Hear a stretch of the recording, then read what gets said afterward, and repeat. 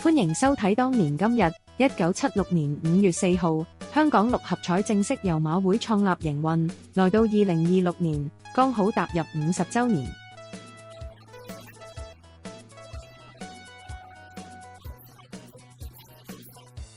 講起六合彩，全港最經典嘅靈魂主持，一定係夏春秋。當年每一次電視直播攪珠開獎，都由佢主持，係幾代香港人睇開獎嘅集體回憶。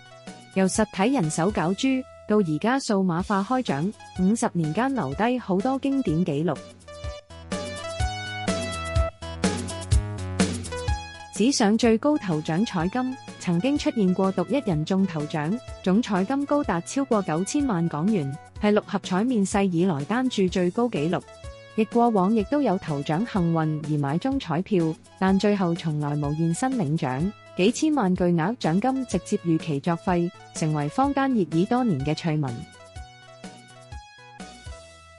今次50週年，大館舉辦1年10日紀念展覽，展出早年舊彩票、退役經典攪珠機、歷史珍藏，全部免費參觀。